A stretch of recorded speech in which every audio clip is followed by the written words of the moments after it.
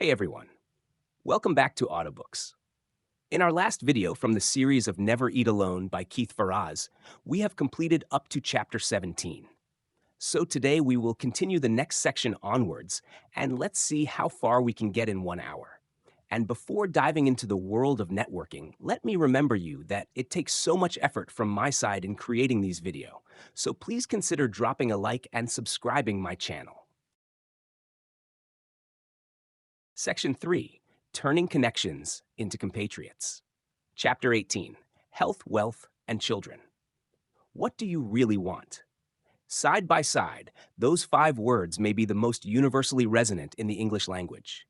As I discussed in the chapter, What's Your Mission? The answer to what do you really want determines all that you do and all the people who help you accomplish it. It provides the blueprint for all your efforts to reach out and connect with others. Likewise, when you understand someone else's mission, you hold the key to opening the door to what matters most to them. Knowing that will help you create deep, long-lasting bonds. In my initial conversation with someone I'm just getting to know, whether it's a new mentee or simply a new business contact, I try to find out what motivations drive that person. It often comes down to one of 3 things: making money, finding love, or changing the world. You laugh. Most people do when confronted with the reality of their deepest desires. Get comfortable with that reality. Learning to become a connector means, in some sense, learning to become an armchair therapist. As you continue down this path, you'll become a keen observer of the human psyche. You'll have to learn what makes people tick and how best to satisfy whatever tick that may be.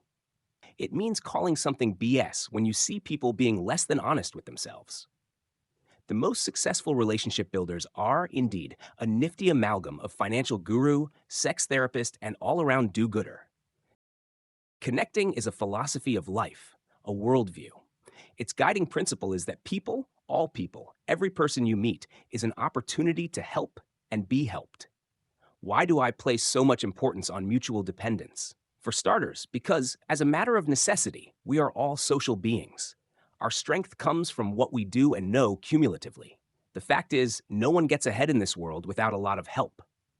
Eliminating things like intimidation and manipulation, there's only one way to get anybody to do anything. Do you know what it is? This is far from a trivial question. Business is, after all, the ability to motivate a group of individuals to move an idea from concept to reality, to take a theory and make it a practice, to gain the buy-in of your employees and colleagues, to encourage others to execute your plans. If you're still not sure what the answer is, take heart. Many people don't. There are hundreds of new books published each year grappling with how to engender loyalty and motivation. Most arrive at the wrong answer. They get it wrong because of the assumptions they make.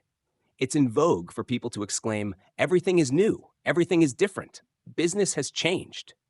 The answers, people suggest, must be found in technology or new forms of leadership or funky organizational theories. But is there anything really new or different about people? Not really. The principles of how to deal with other people are the ones Dale Carnegie espoused over 60 years ago that have proven to be universal and timeless. The only way to get people to do anything is to recognize their importance and thereby make them feel important. Every person's deepest lifelong desire is to be significant and to be recognized. What better way is there to show appreciation and to lavish praise on others than to take an interest in who they are and what their mission is? There is an added nuance to discovering what matters to people. Helping someone accomplish his or her deepest desires is critical, not only to forming a bond with someone, but to keeping that bond strong and growing. Loyalty may be the forgotten virtue of the modern age, but it remains the hallmark of any strong relationship and a value many companies are working hard to bring into their day-to-day practices. Loyalty, to me, means staying true to someone or something, like a brand or a customer segment, through thick and thin. Loyalty is a marathon rather than a sprint. As any good brand manager knows, you don't win customer loyalty quickly. It has to be earned. How? Let me tell you a story about Michael Milken. Yes, the financial and deal-making guru, but also a man who is a philanthropist and deeply insightful human behaviorist. Through Entertainment Media Ventures, EMV, Mike was an investor in the startup company I joined after Starwood. And during my recruitment as CEO, I made it clear to him and my friend Sandy Kleiman, who led EMV, that a big motivation of taking the job would be to learn from Mike while running the company. I had already gotten to know Mike independently a few years back while acting as an advisor to DuPont when the company was starting a consumer soy milk joint venture. Mike was someone I always wanted to meet, one of my early aspirational contacts. I had discovered through some articles I had read about him that he had a great deal of interest in soy and its curative effects. He had suffered a bout with prostate cancer, which he turned into a passion for healthcare and the importance of preventative medicine. To Mike, diet was an integral component in that mix, and it became a personal and philanthropic passion. From the beginning of my tenure as CEO, I sought to build the company and further my relationship with Mike. He, in turn, took me under his wing and opened his world to me. If he was going to New York for one of his many CapCure fundraisers, which support scientific research to find cures for prostate cancer, or traveling to someplace to give out recognition and money to exceptional teachers through the Milk and Family Foundation, I would try to catch a ride. My only goal was to watch how he worked and perhaps glean a few insights in the process. I made it a point to identify customers or prospects at whatever destination city he was going to, so it was time well spent for Yaya as well. Most of the time, we would sit quietly working. He would plow through one of the 10 bags of reading he lugs with him wherever he goes, and I, of course, would be pounding away on my computer, emailing and connecting with abandon for Yaya revenue generation and business development. There was much to be learned in simply watching what he read and how he thought or reflected. On one trip in particular, Mike and I began to talk about people's passions, what really mattered to people. It was then that I received profound insight about people and loyalty. You see, Mike, in addition to having a brilliant quantitative mind, is also a relationship artist. I have seen him spend hours talking to people you'd never expect him to take an interest in. Secretaries, the very old and the very young, the powerful and the powerless. He loves people, their stories, and how they view the world. When I mentioned that to him, I was reminded of what Ralph Waldo Emerson once said, "Every man I meet is my superior in some way. In that, I learn of him." Everyone had something to teach him. This focus on people was the reason so many of them showed so much loyalty to him. I feel that same loyalty. I asked how so many people became so invested in their relationship with him. What did he know that others didn't? Mike paused for a moment, as he does when he particularly likes a question. Then he smiled. "Keith," he said, "there are 3 things in this world that engender deep emotional bonds between people. They are health, wealth, and children. There are a lot of things we can do for other people. Give good advice, help them wash their car, or help them move. But health, wealth, and children affect us in ways other acts of kindness do not. When you help someone through a health issue, positively impact someone's personal wealth, or take a sincere interest in their children, you engender life-bonding loyalty." Mike's experience was, in fact, backed by research. Psychologist Abraham Maslow created a theory outlining human beings' hierarchy of needs. We all have the same needs, Maslow believed, and our more basic needs must be satisfied before our higher needs can be addressed. The highest human need, said Maslow, is for self-actualization, the desire to become the best you can be. Dale Carnegie astutely recognized this, but Maslow argues we can't attend to our highest needs until we attend to those at the bottom of the pyramid, like the necessities of subsistence, security, and sex. It is within this lower group, where health, wealth, and children reside, that Mike was saying loyalty is created. In addressing those 3 fundamental issues, you accomplish 2 things. 1, you help someone fulfill those needs they most need met. And 2, you allow them the opportunity to move up the pyramid of needs to tackle some of their higher desires. I reflected on my own experience and found he was absolutely right. Recently, a friend of mine was diagnosed with prostate cancer. Because of my relationship with the CapCure Foundation, I knew the lead doctor there. I gave him a call to see if he could spend some time with my friend. Another friend, Mehmet Oz, the wonderkind who directs the Cardiovascular Institute at Columbia University, and is a founder and director of the complementary medicine program at New York Presbyterian Hospital, is always taking the calls of people I send his way. I know intimately how, in a time of anxiety, a reassuring expert is worth all the wealth in the world. Throughout my father's heart-related illness, a family friend named Arlene Treskovich, who worked for one of the best heart doctors in Pittsburgh, gave us access to medical advice few blue-collar Pittsburgh families can afford. She was just doing what she was taught. Her mother, Marge, had worked at the Latrobe Hospital and used to make sure that any member of our family or friends of our family who were hospitalized were treated like royalty, even if it was just an extra Jell-O from the kitchen when it was closed. To this day, I would do anything Arlene asked of me. Sometimes, all it requires is taking an interest and providing emotional support. Let me give you an example. Robin Richards was the founding president of music portal mp3.com and built one of the highest profile internet companies in the world. He skillfully navigated mp3.com through a very difficult period before selling it to Vivendi Universal, which subsequently hired him as a key executive.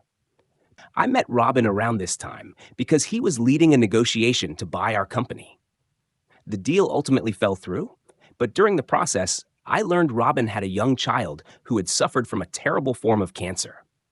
When he shared this deeply painful and private piece of information over dinner with me, the dynamics that so often attend a negotiation flew out the window. We discussed our shared experiences, and I introduced him to Mike, who was equally passionate about finding a cure for this form of cancer. Robin and I are still good friends to this day, and I know we would both bend over backward for the other.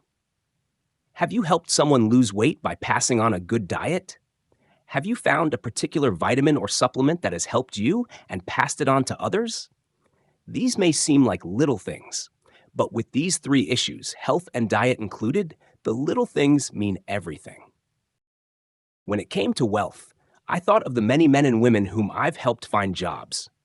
While it's not the same as making someone millions through innovative financing instruments, as Mike had done for many people, a job significantly altered these friends' economic situation. If someone I know is looking for a job, I reach out through my network for leads. If they've already found a job they're interested in, I call the decision maker. Sometimes I'll simply help someone revise his or her resume or act as a reference. Whatever I can do. And I do the same for businesses. For the restaurants I frequent, for example, I make it my mission to send as much business their way as possible. I work hard to funnel customers to all my contacts, who are consultants, vendors, and suppliers of all stripes. I know they are good, I trust them, and I want others to benefit from their expertise as well. People's children mean everything to them. I take it upon myself to mentor kids. It's fun, it's helpful, and teaching is the finest method I know for learning. The loyalty I've gained from placing a person's child in an internship, whether at my company or a friend's company, is immeasurable. Take my experience with Jack Valenti, the former chairman and chief executive officer of the Motion Picture Association. Texas-born, Harvard-educated, Valenti has led several lives: a wartime bomber pilot, advertising agency founder, political consultant, White House special assistant, and movie industry leader. He knows everyone. More important, everyone who knows him has loads of respect for the man. Valenti had been an aspirational contact of mine for some time. I never sought him out, but he was somebody I knew would be very interesting. A hardworking Italian guy who worked his way up from nothing. I figured we had plenty in common. Our first encounter was pure serendipity. I attended a luncheon for cabinet members at the Democratic National Convention in Los Angeles during President Clinton's last year of office. I spotted Jack among the attendees. When we all sat down for lunch, I made sure he and I were sitting next to each other. Our conversation that afternoon was good, entertaining, and polite. I had no mission or purpose. I hoped it might someday form the basis for something more substantive. Not long after, a friend called me, knowing I was passionate about mentoring. You know, Jack Valenti's son is looking for work in your industry. You might want to meet with him and give him some advice. Jack's son is a very bright chip off the old block, both charming and smart. I gave him some advice, introduced him to some people within the industry that he should know, and that was it. Several months later, at the Yale CEO conference, I saw Jack again. "Jack," I said, "I'm sure you don't remember me. There's no reason you should. We sat together for lunch once at a Democratic convention. But I met with your son a few months ago to give him some career advice. I was wondering how he is doing." Jack dropped everything he was doing and couldn't have been more interested. He peppered me with questions about his son and what the best tack was to enter my industry. I followed up our encounter a day later with a dinner invitation, along with an array of political and entertainment honchos he could meet. "Sure, I'd love to come to dinner if my schedule allows," he told me. "But more important, I'd like to get together for lunch with you, me and my son." Jack probably wasn't that interested in my dinner invitation. Who knows? But he was interested in the welfare of his son. Jack regards my dinner invitations with a lot more excitement than he would have if I had not had the chance to give his son some simple and sound advice. Too many people think an invitation alone is enough to engender loyalty. Back in my days at Deloitte, and I see it today in my consulting practice, a lot of people felt that taking clients and prospects out to a fancy dinner, a ball game, or a show was the way to build loyalty. I've fallen into that trap myself. In the beginning of a relationship, those kinds of outings are merely forums that allow you to connect strongly enough with the other person to help them address the issues that matter to them most. However, we've encouraged some of our biggest Fortune 100 clients to begin to invite their clients and prospects into their executives' homes to have dinner, meet the family, and understand how they can really help their clients as individuals. But remember, if you're going to deal with people's most important issues, give those issues the commitment that they deserve. If not, your best intentions will backfire. Hell hath no fury like a person for whom you've promised the most intimate of help and delivered none. Can you walk the talk? It's easy for someone to say, "I care about people. I believe in helping and being helped. I believe that helping people become healthy or make money or raise successful children is paramount in life."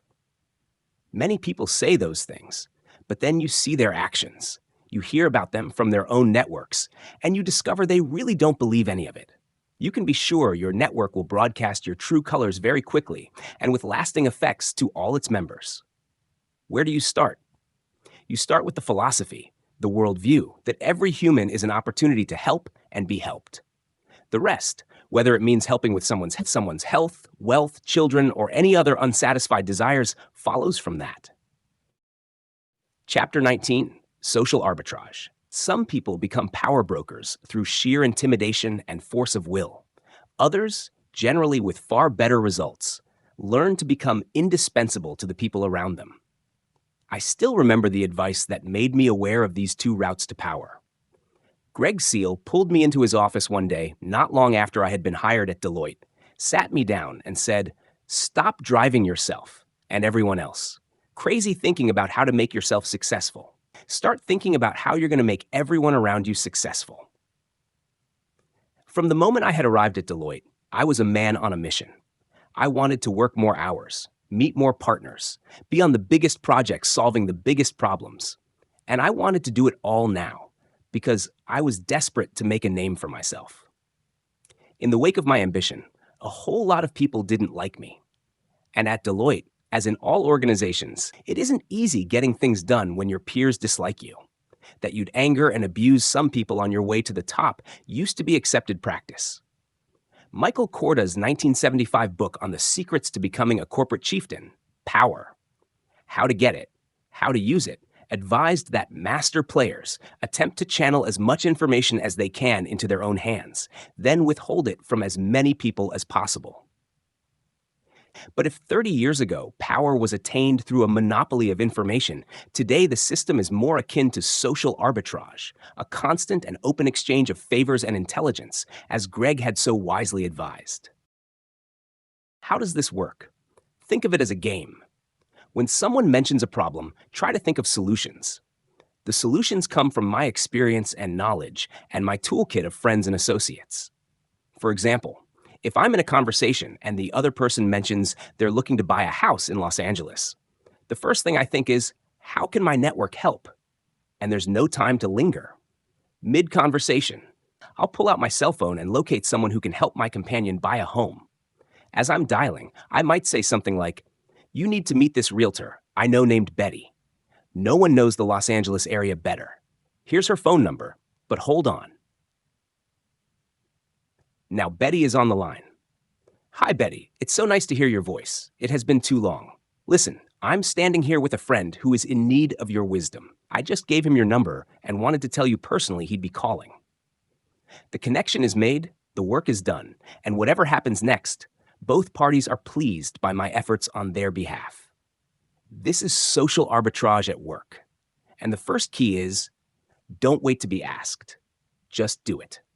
Let me give you another example, an interaction I had with Hank Birnbaum, the CEO of High Sierra, a small bag manufacturer out of Chicago. Hank had seen a short profile on me and my marketing expertise in the magazine Fast Company. He called me out of the blue and said, "The article on you was excellent." Already, he had my attention. "We're a tiny company," he said, "and we're terrible at marketing. We've got the best duffels and bags in America, but no one knows it. Our revenue and market size is a quarter of what it should be. Can you help?" He added, "By the way, we don't have a lot of money to burn." I usually love taking these calls when time allows, because I'm able to play confidant, counselor, or even concierge for so many different people. I'm constantly introducing two people from different parts of my life who might benefit from knowing each other. It's a sort of ongoing puzzle, matching up the right people and the right opportunities. Once you too start to see the world this way, it opens up exciting opportunities. It's both rewarding and fun. Hank needed some consulting help, and his bags needed exposure. I called Peter, a consultant who had worked with me at Starwood Hotels, a terrific marketing guy and someone who loved the outdoors. A perfect fit. Then I called another friend who was head of marketing at Reebok. Their bags never sold as well as their other products, and I thought the two might benefit from sharing insights and experiences. I even cloned a meeting I had with a marketing executive at Reebok and brought Hank along to make face-to-face introductions. Then I asked Hank if he'd ever had any publicity. He hadn't. I sent a couple of Hank's totes to Alan Weber, the editor of Fast Company. A few months later, the magazine did a piece on High Sierra products after Alan had his writers evaluate a particularly innovative travel bag we had sent. Hank was ecstatic. But then I added one more thing. "Hank, the calls I'm making on your behalf, you need to be doing this for yourself. Do you belong to the executive club in Chicago?" "I've been thinking about it," he said. "Why?" "You've got to stop thinking of yourself and your company as an island. You need to meet people. There are a lot of CEOs and smart people in the executive club who could have done what I'm doing for you only a few years ago. You need to be making these connections." Soon after, Hank started networking locally with other executives. Hank's products are superb. What he needed was the network. However, it's not just he and I who have prospered. My former colleague, Peter, the outdoorsy marketer from Starwood, used the experience to build the confidence he needed to ultimately go out on his own. He now has a thriving consulting firm in New York. The CMO at Reebok? He was grateful for an introduction that might help him boost his bag business. What started with one man and a problem ended with several people and many solutions. My point? Real power comes from being indispensable. Indispensability comes from being a switchboard, parceling out as much information, contacts, and goodwill to as many people in as many different worlds as possible. It's a sort of career karma. How much you give to the people you come into contact with determines how much you'll receive in return. In other words, if you want to make friends and get things done, you have to put yourself out to do things for other people, things that require time, energy, and consideration. Successfully connecting with others is never about simply getting what you want. It's about getting what you want and making sure that people who are important to you get what they want first. Often, that means fixing up people who would otherwise never have an opportunity to meet. The best sort of connecting occurs when you can bring together two people from entirely different worlds. The strength of your network derives as much from the diversity of your relationships as it does from their quality or quantity. Most of us know the people within our own professional and social group, and little more. Through other connectors, And on your own, I would urge you to make a point of knowing as many people from as many different professions and social groups as possible. The ability to bridge different worlds and even different people within the same profession is a key attribute in managers who are paid better and promoted faster. According to an influential study conducted by Ron Burt, a professor at the University of Chicago Graduate School of Business. People who have contacts in separate groups have a competitive advantage because we live in a system of bureaucracies, and bureaucracies create walls, says Burt. Individual managers with entrepreneurial networks move information faster, are highly mobile relative to bureaucracy, and create solutions better adapted to the needs of the organization. His research goes a long way toward answering that persistently nagging question. Is it what you know or who you know that leads to success? For Burt, it's both. Who you know determines how effectively you can apply what you know. Getting things done and climbing the walls of your company require having the right relationships. I've always been well aware of this idea. At Deloitte, I got to know the CMOs of our largest competition. At Starwood, I quickly became familiar with the industry influencers. When I became CEO of Yaya, I set out to meet the leadership in the media and computer games industry. What I didn't realize that all along I was setting the groundwork for the success of Farazi Greenlight at the same time. No matter what the job, if I was going to push my company's product into an important brand position among those who mattered, I needed to be able to converse with the players inside and outside the industry who could help me make that happen. One of the ways I achieved this was by helping them get to know one another, which they too knew was beneficial for their business.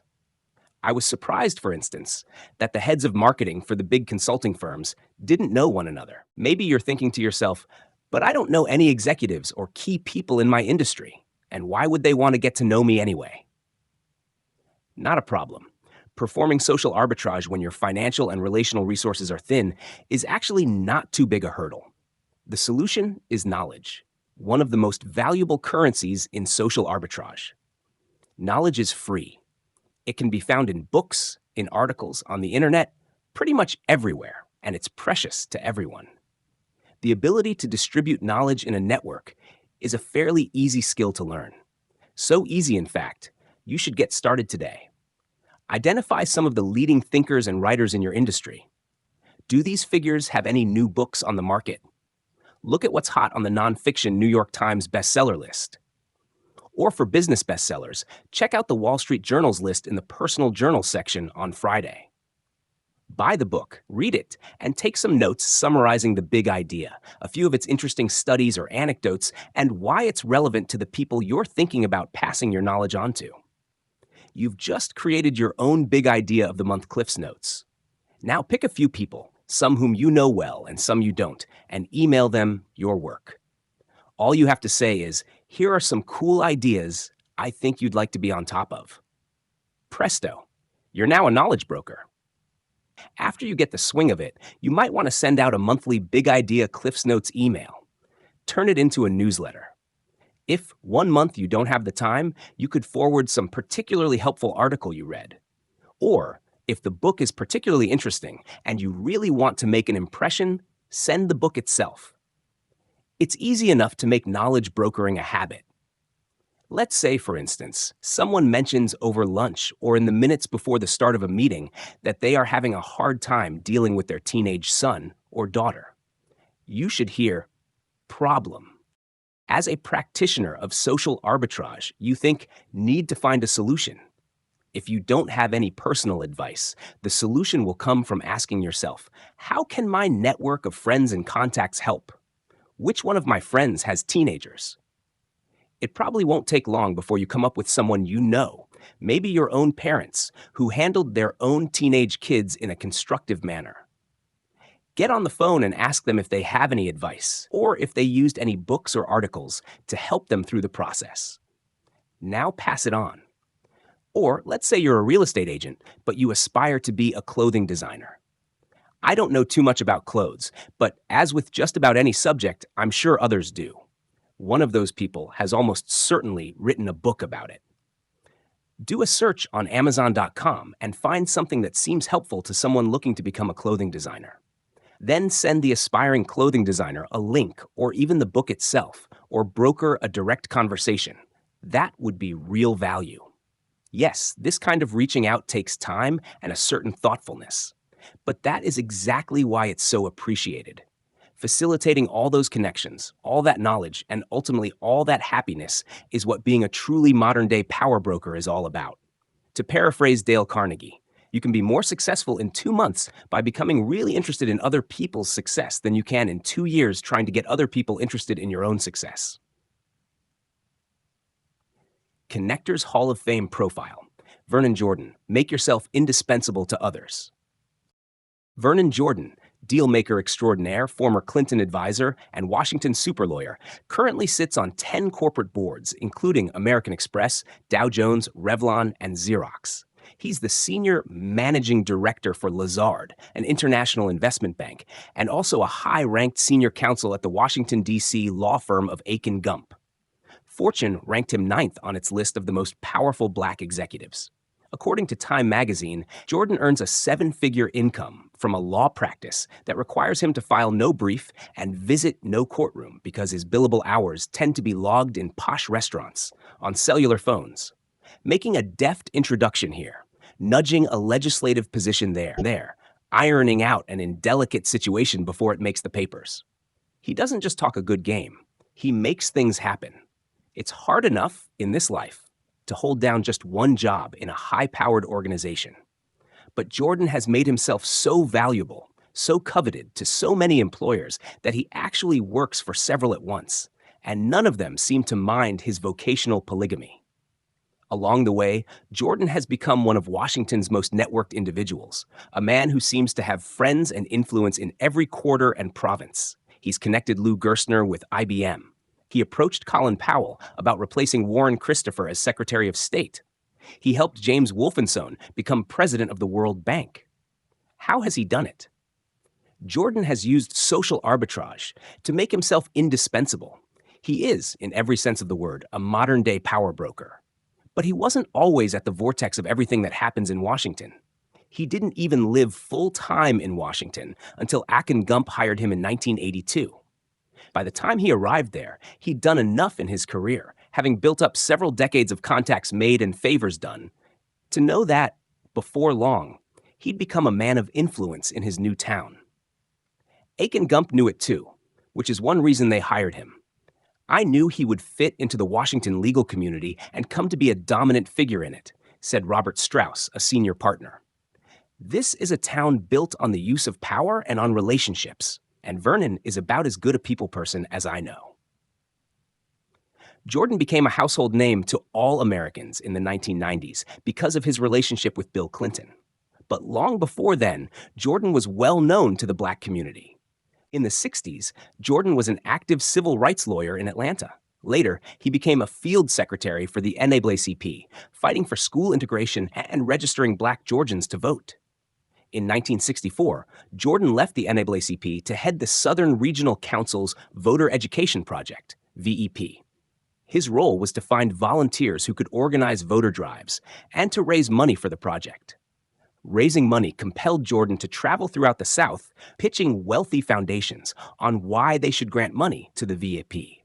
It was this position that allowed Jordan to gain respect as a man who could fight for the cause from within the establishment. His Rolodex began to expand as he forged connections with both the heads of foundations and the VEP supervisors in Washington, D.C. Jordan first ingratiated himself to the Fortune 500 community when, in 1966, he was invited to President Johnson's White House Conference on Civil Rights, which was attended by hundreds of CEOs. For the remainder of the 60s and 70s, he traveled as a plugged-in member of both corporate and civil rights circles. His involvement in one circle made him all the more valuable to the other. Favors done and friends made in one circle could be leveraged to do favors and make friends in the other. Jordan's full-time jobs allowed him to keep one foot in each world. In 1970, he became executive director of the United Negro College Fund. In 1972, he became president of the National Urban League, a pro-business civil rights organization, a job he held for 10 years. Both posts allowed Jordan to gracefully expand his personal network. to the point where, in 1982, Aachen Gump paid him quite a hefty price for his services. "Vernon did not come cheap," said Strauss. "But I told him, 'We'll carry you for a few years until you figure out what it's all about here. Then you will carry us for a long time after that.'" Jordan's career is a wonderful example of the opportunity that comes from bringing different people together from different worlds and different organizations to do good things. When Jordan became a public figure during the Clinton-Lewinsky scandal, he was challenged on his claim that it was normal for him to help a virtual stranger like Monica Lewinsky find a job. His network once again came to his aid. Washington attorney Leslie Thornton detailed in the Wall Street Journal how Jordan had gone out of his way to help her and others. She revealed what many young black and white professionals had long known privately. Jordan had been opening doors for people of all colors and creeds for decades.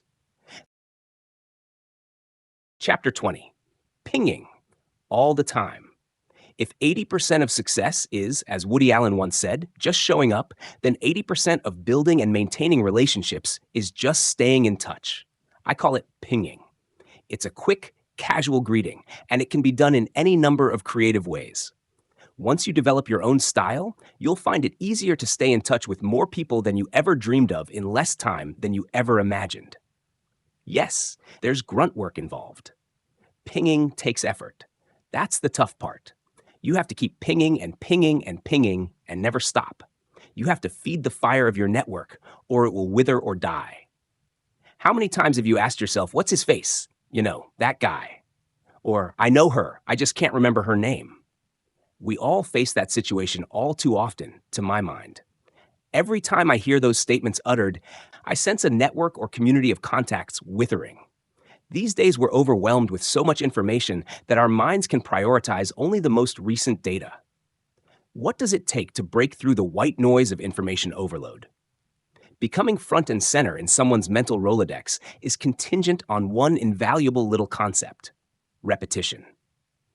People you're contacting to create a new relationship need to see or hear your name in at least 3 modes of communication, by, say, an email, a phone call, and a face-to-face encounter, before there is substantive recognition. Once you have gained some early recognition, you need to nurture a developing relationship with a phone call or email at least once a month. If you want to transform a contact into a friend, you need a minimum of 2 face-to-face meetings out of the office. Maintaining a secondary relationship requires 2 to 3 pings a year. Using the above rules of thumb should give you an idea of what it'll take to keep your own network humming. I make hundreds of phone calls a day. Most of them are simply quick hellos that I leave on a friend's voicemail. I also send emails constantly. Using a BlackBerry, I've found I can do the majority of my pinging while in trains, planes, and automobiles. I remember, or at least my PDA remembers, personal events like birthdays and anniversaries, and I make a special point of reaching out to people during these times. When it comes to relationship maintenance, you have to be on your game 24/7, 365 days a year. There's no doubt you have to bring a certain vigor to this part of the system. But hey, this is just my way of doing things. You'll figure out your own way. The governing principle here is repetition. Find a way to ensure that you'll contact people regularly without putting too much strain on your schedule. One way I've found to make maintaining my network of contacts, colleagues, and friends easier is to create a rating system for the network that corresponds to how often I reach out. First, I divide my network into 5 general categories. Under personal, I include my good friends and social acquaintances. Because I'm generally in contact with these people organically, I don't include them on a contact list. The relationship is established, and when we talk, it's as if we'd been in touch every day. Customers and prospects are self-explanatory. Important business associates is reserved for people I'm actively involved with professionally. I'm either doing business with them currently or hoping to do business with them. This is the mission-critical category. Under aspirational contacts, I list people I'd like to get to know, or I've met briefly, which is anyone from your boss's boss to a worthy celebrity, and would like to establish a better relationship with. After reading the chapter on taking names, you've probably already begun to segment and categorize your network in a way that works for you. There is no standard method here. Create a segmentation that works for you and your objectives. This is a good habit and one that deserves repeating. All successful people are planners. They think on paper. Failing to plan, as they say, is planning to fail. And a plan is a list of activities and names. The next step is to print out your master list of contacts that contains all the people in your network under the categories you've placed them in. The question now is, how often do you contact each person on the list? I use a pretty simple system, but there's no reason you can't improve upon it. I'll go down my master list and add the numbers 1, 2, or 3 next to each name. A 1 gets contacted at least each month. This means I'm actively involved with the person, whether it's a friend or a new business associate. With new relationships, a 1 generally means I have yet to solidify the relationship with at least 3 different forms of communication. Each time I reach out to a person, I like to include a very short note next to their name, telling me last time I contacted them and how. If last month I sent an email saying hello to a potential customer rated 1, this month I'll give a call. Also, contacts designated 1 I add to my cell phone speed dial. If I have a free moment in a cab, I'll just go down the speed dial and make several calls to keep in touch with people I've not spoken to recently. A 2 rating indicates my touch base people. These are either casual acquaintances or people whom I already know well. They get a quarterly call or email. I try to include these people in mass emails about my business. And like the rest of my network, they get either an annual holiday card or birthday call. Those people rated 3 are people I don't know well, who, because of time and circumstance, I'm unable to devote any significant energy to pinging. These people are strictly acquaintances, people I've met in passing, but who have found their way into my address book. I hope to reach this group in some way at least once a year. The surprising thing about this category is that because you don't know the person all that well when you do reach out with a card or email, the reaction is wonderful. Most people are delighted and their curiosity piqued when someone they don't know all that well sends them a note, however short. The third step, as I mentioned in the chapter on taking names, is segmenting your network into call lists. In time, your master list will become too unwieldy to work from directly. Your call lists will save you time and keep your efforts focused. They can be organized by your number ratings, by geography, by industry, and so it's totally flexible. If I'm flying to New York, for example, I'll print out a New York list and make a few calls to my ones when I got off the plane. Hi, Jan. Just landed in New York and it made me think of you. No time to meet this trip, but I just wanted to touch base. This New York list also proves very helpful a week in advance of the trip in trying to fill in those extra slots of time I may have in my schedule. Where do I find the time? Again, you find time everywhere. I ping in the cab or in my car. I ping in the bathroom, BlackBerry only. When I'm bored at a conference, I ping via email. I've developed the habit of saving every email I send and receive. I put each email when I receive it in one of my categories, and Outlook records whether I've returned the email or not. Then I just open up those files and respond, pinging away. I make a habit of reviewing my master list at the end of the week and cross-checking it with the activities and travel plans I have for the following week. In this way, I stay up to date and have my trusty lists at my side all week long. Another time saver is to pay close attention when you place your phone calls. There are times, amusingly enough, when I call in order not to get through. Sometimes you don't have time for an in-depth conversation. You just want to drop a line and say hello. I try and take mental notes of people's phone habits. If I want to simply leave a message, I'll call when I know they're not around. Calling their office really early or late usually does the trick. The important thing is that you build the concept of pinging into your workflow. Some organizations go so far as to make pinging integral to their organizational processes. I'm told that the consulting firm McKinsey & Company actually has a rule of thumb that 100 days after a new CEO takes charge of a company, McKinsey assigns one of their consultants to call and see how McKinsey might help. 100 days is, McKinsey figures, just enough time for the new CEO to feel that he or she knows what the issues and problems are, but not enough time to have gotten his or her arms around the solutions. With pinging gaining credibility as an important business practice, it shouldn't surprise you that some ingenious new software has been developed to make it easier. Plaxo is a neat new program, which I mentioned briefly in the chapter on technology, that I've found really helpful. The software this company has developed keeps people connected by solving the common but frustrating problem of out-of-date contact information. The software goes into your database of contacts, pulls out everybody with an email address, sends the record that you have of them, and asks them to update it. When they do so, it sends you back an email stating their new information. Automated pinging. I do it every 6 months or so and have become a true devotee. Not long ago, I did a Plaxo update. A few days later, I got an email from a former prospect I'd lost contact with who wrote, "We talked a year ago. Nothing came of it. Now might be a better time to talk." The email turned into a $2 million account.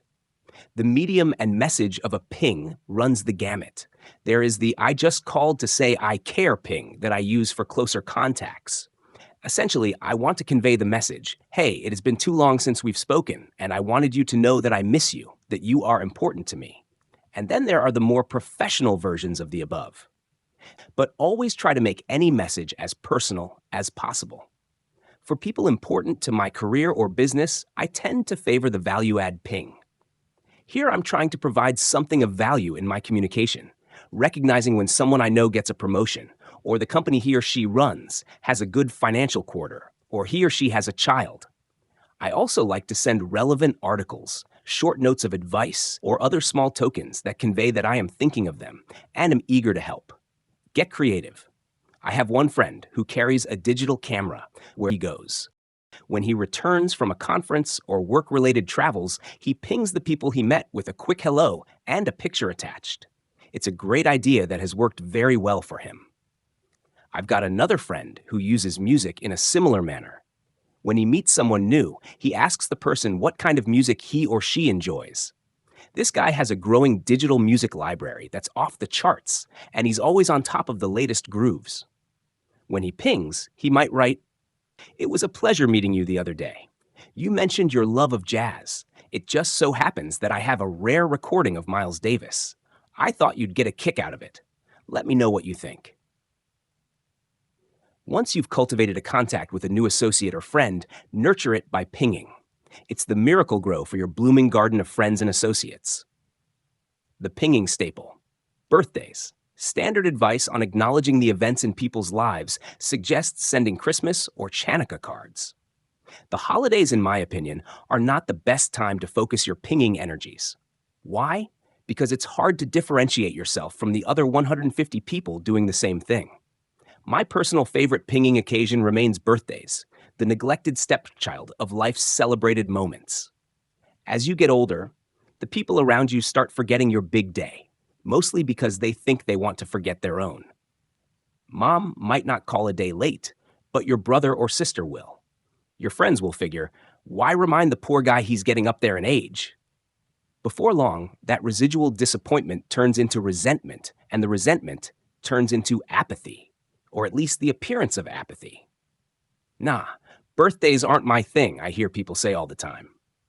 You persuasively tell your family, don't do anything big, but if you do something, make it small. Don't believe it. I'm onto your game, friend. You care, and so does everybody else.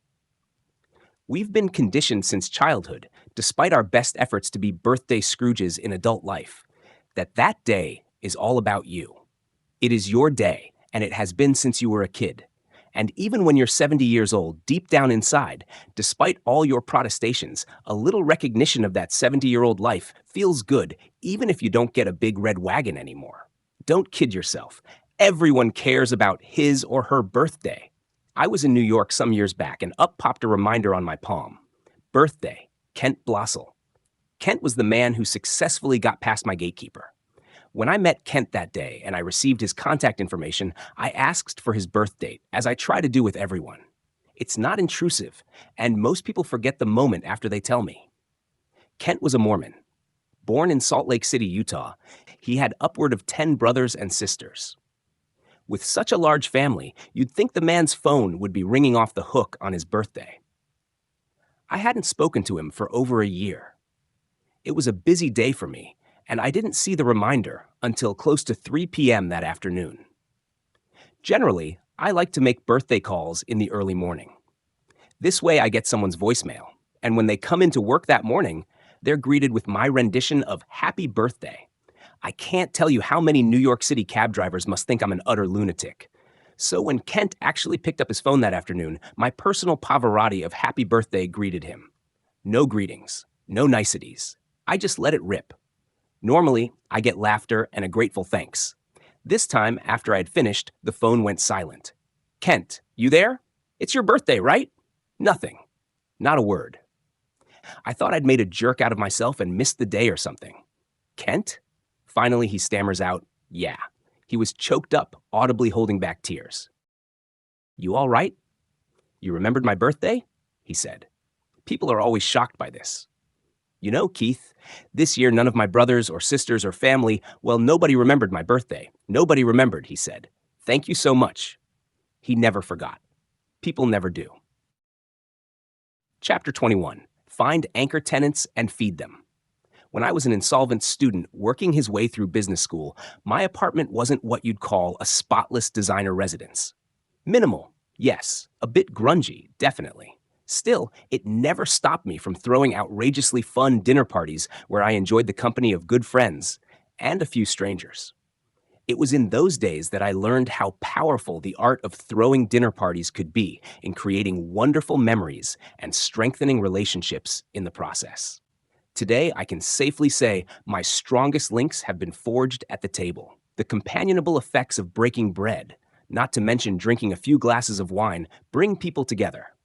In those early years, my 400-square-foot, one-bedroom apartment opposite the football field, with a kitchen table that could barely seat 2 adults, held wild get-togethers for 4, 6, even 15 guests. The mix was always a diverse medley of professors, students, Boston locals, and sometimes a person I met in line while checking out groceries. I never thought twice about some of the minor inconveniences those impoverished days bestowed on my events, like forcing my guests to eat with plates in their laps. For all the sheer delight and good times a dinner party can impart, it seems our fast food culture has diminished our centuries-old belief in the power of a shared meal in your own home to comfort, nurture, and connect people. Some people seem to think it's too hard, too time-consuming. The only image they have of a dinner party is of those grandly ornate occasions once glamorized by Martha Stewart, a friend, by the way. Maybe those female-hosted TV shows are, perhaps, another reason why men, in particular, have forgotten the virtues of hosting a simple dinner gathering. They think it's feminine. But trust me, guys, you can serve a fine meal in your home and still be masculine. And, if you're single, it will do a world of good for your dating lives. Nearly once a month, an array of different people from different worlds gathers at my home in Los Angeles, or hotel suite in New York, or a friend's home in San Francisco to have fun, talk business, and meet new people. But I learned the art of throwing these events back in my dingy Cambridge apartment. Before my dinner parties had any cachet, I had to develop a deliberate strategy for attracting a good mix of people that would expand my social horizons and get a reputation that would keep people coming back. You, me, every one of us. We have an established peer set. But if you only have dinner parties with the same people, your circle of relationships will never grow. At the same time, we're confronted with a small obstacle. Randomly inviting strangers, especially strangers who hold a level of prestige and experience above your own peer set, is rarely effective. These people want to hang around people of their own background, experience, or social status. Parents tend to stay away from their children's gatherings unless they expect other parents to be in attendance as well. In college, juniors and seniors avoid the parties populated solely by freshmen and sophomores. In the adult world, it's no different. Go to any cafeteria at any major corporation in the country. You'll generally find each strata of the organization, from the administrative staff on up to the executive suite, congregating in their own cliques to eat their lunches, To overcome this herd mentality and pull people into my dinner parties that would otherwise not come, I developed a helpful little concept I call the anchor tenant. Every individual within a particular peer set has a bridge to someone outside his or her own group of friends. We all have, to some degree or another, developed relationships with older, wiser, more experienced people. They may be our mentors, our parents' friends, our teachers, our rabbis and reverends, our bosses. I call them anchor tenants. Their value comes from the simple fact that they are, in relation to one's core group of friends, different. They know different people, have experienced different things, and thus have much to teach. Identifying and inviting an anchor tenant to your dinner party isn't hard.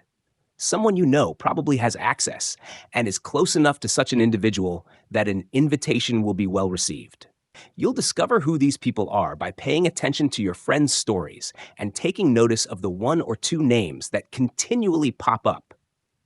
They tend to be the names of people who have had a positive influence on your friends' lives. And it stands to reason that they can have the same effect on you.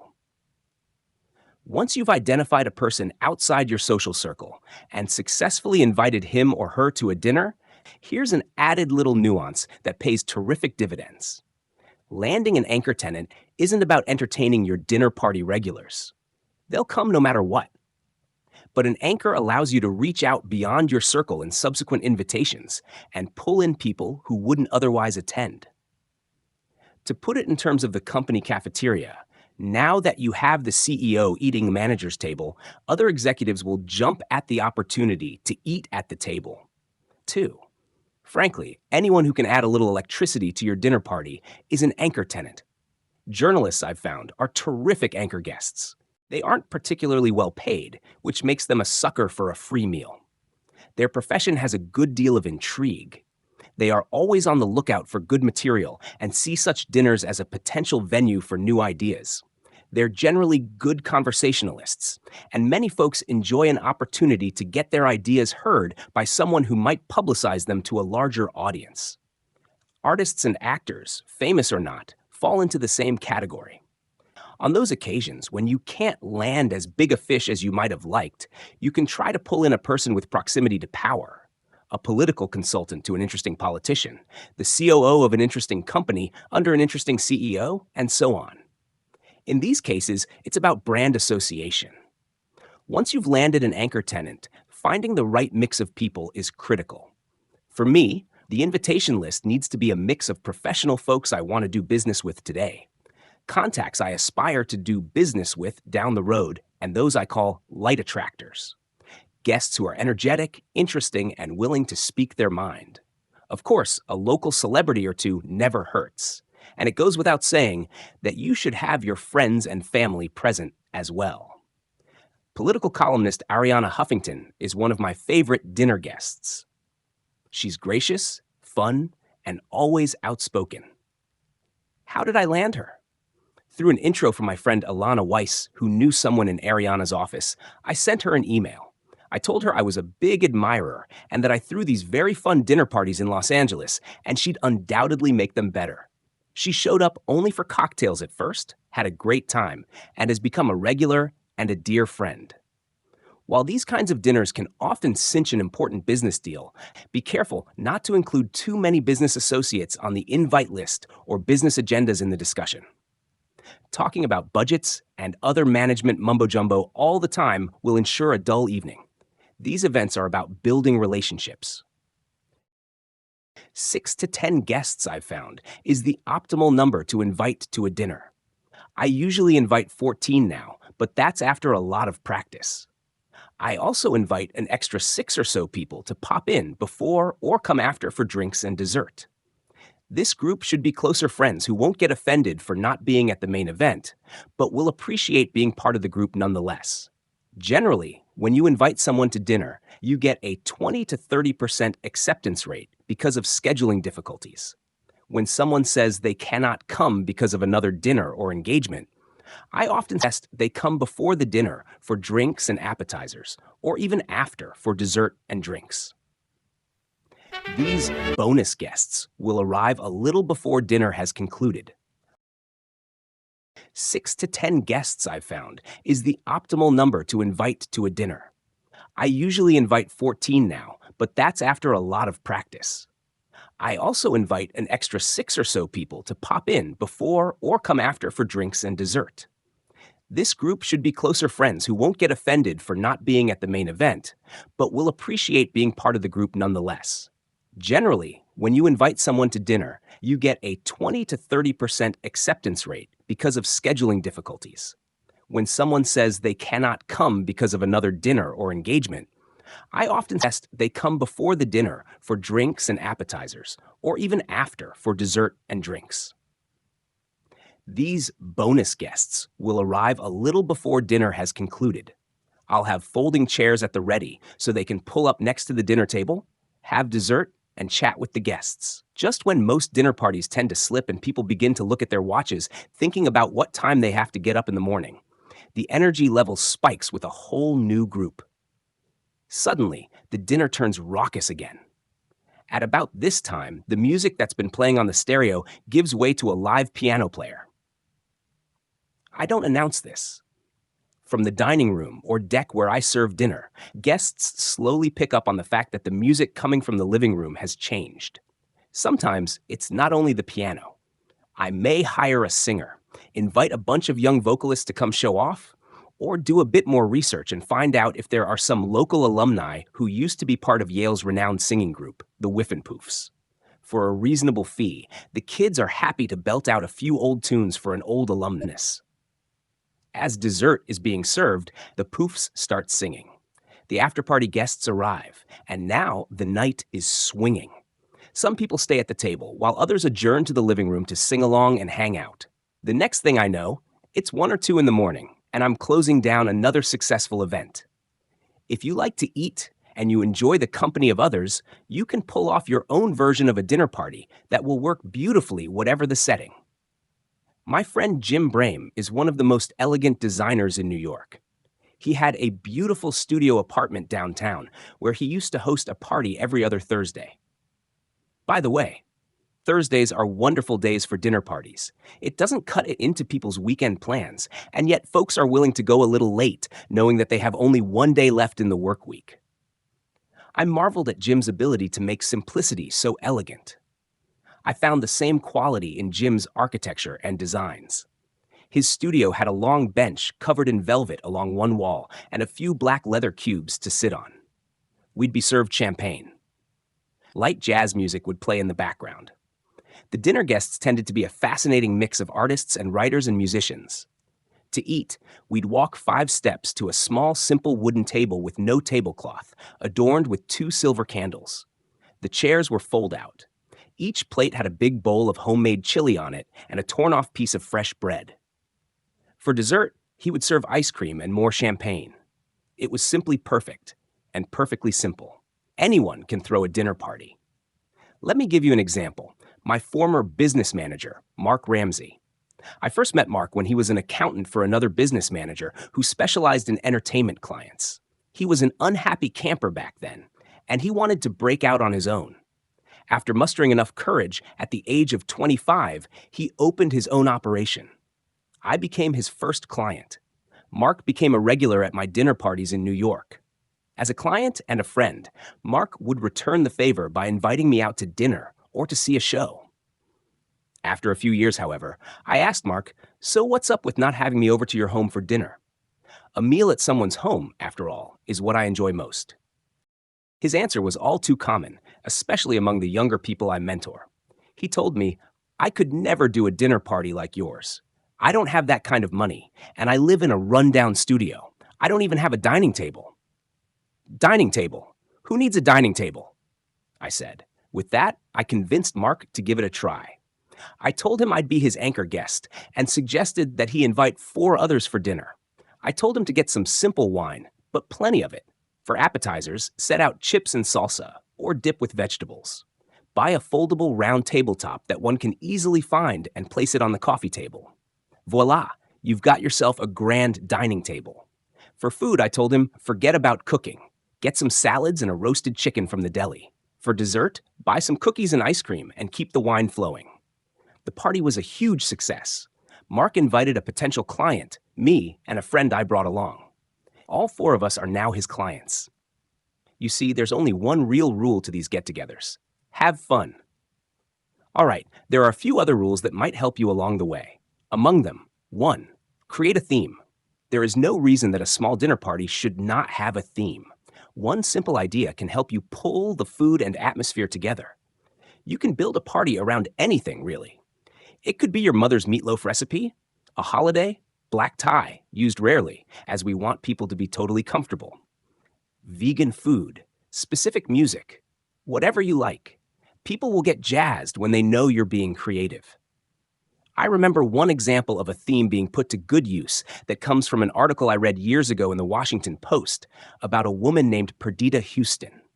When President Carter appointed Houston regional director of the Peace Corps for North Africa, the Near East, Asia, and the Pacific in 1978, she started her weekly for women-only dinner parties.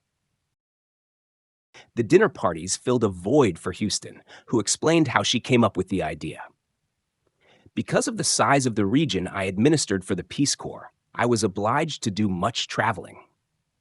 When I wasn't out of town on Peace Corps business, I thought it important to be at home with my son Pierre, who was then 7 years old. Also, because of my travels, I began losing touch with many of my friends.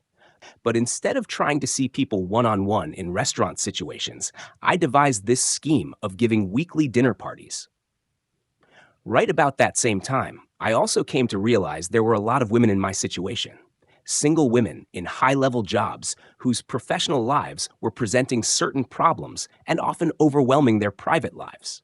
In many ways, the women in the Carter administration were pioneers who needed supportive networking. So I decided to limit my guests to women only. What I did was simply expand my Sunday cooking to include preparations for a Monday night meal for 12. I would often make couscous or a lamb-based soup, which is used during Ramadan in Algeria to break the fast at sundown. It's called chorba, which means soup. In fact, it's called the soup. It's very spicy and good enough to be an entire meal. Often, I would just prepare a huge tureen of it, along with hot bread and a big salad. Desserts were simply fruit and cheese. The response to my Monday night for women-only dinner was really overwhelming, she continued. I always used my finest china and crystal and silver candlesticks. In other words, I treated these occasions the way most hostesses treat conventional male-female dinner parties. Our dinner table conversations are unusually candid. We talk or argue about U.S. foreign policy or discuss problems common to women in management positions, such as how to combat stereotypes or sexism in the workplace. We get a lot of feedback from each other and, because of our experience, can suggest various people to see, organizations to contact, or strategies to develop. Because they are so supportive, these dinners have become very important to many of us. Houston's weekly parties became an institution in the Washington, D.C. area where she lived. It brought like-minded women together who bonded and supported one another through the similar trials and tribulations each was going through. There's no reason you can't do the same thing. Creating a theme around a point of commonality, the dinner parties filled a void for Houston, who explained how she came up with the idea. Be it race, religion, gender, occupation, or anything else, can infuse your get-togethers with added purpose and help you attract others. Number 2, use invitations. While I'm all for slapdash impromptu parties, the dinner parties that will be most successful will be those you've devoted some time and energy to. Whether by phone, email, or handwritten note, be sure to get your invites out early, at least a month in advance, so people can have a chance to plan accordingly, and so you'll know who is and who is not coming. 3, don't be a kitchen slave. There's no sense in a party being all work. If you can't hire a caterer, either cook all the food ahead of time or just use takeout. If the food is good and the presentation snazzy, your guests will be impressed. These days, I usually opt for a caterer. But you can have a similarly elegant party for much less if you're willing to get creative and spend some time preparing. The key to low-budget dinner parties is to keep it simple. Make one large dish, like a stew or chili, that can be prepared a day or two ahead of time. Serve it with great bread and salad. That's all you need. Well, maybe not all you need. My other expense is alcohol. I love great wine. I always go a little overboard with the vino. And really, could God have blessed us with a better social lubricant? It amounts to the finest party favor ever created. But again, everyone has their own predilections, and I'm sure you can pull off a perfectly fabulous dinner party with just soda. 4. Create atmosphere. Make sure to spend an hour or two gussying up your place.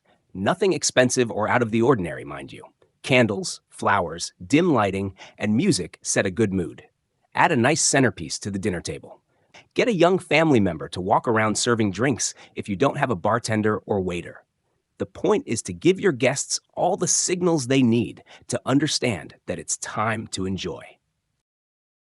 5. Forget being formal. Most dinner parties don't call for anything fancy. Follow the KISS principle. Keep it simple, silly. Good food. Good people. Lots of wine. Good conversation. That's a successful dinner party. I always underdress just so no one else feels they did. Jeans and a jacket are my standard fare, but you judge for yourself. 6. Don't seat couples together. The essence of a good dinner party lies in seating everyone properly. If you seat couples together, things can get boring. Mix and match, putting people together who don't know each other, but perhaps share an interest of some kind. I like to set placeholders where I want people to sit. Each placeholder is a simple card with the guest's name on it. If I have the time, I love to put an interesting question or joke on the back of the card that guests can use to break the ice with one another. Or you can go out and buy funny greeting cards just to make things interesting. 7. Relax. Guests take their cues from the host. If you're having fun, odds are that they will too. The night of the party, your job is to enjoy all the fruits of your labor. That's an order. So here the chapter ends, and it was a long reading time. If you think that my reading was successful, then make sure to like this video and share this with your productive friends. And also, you can let me know in the comments below which book I should read next. Thanks for watching, and I will see you soon with a brand new video.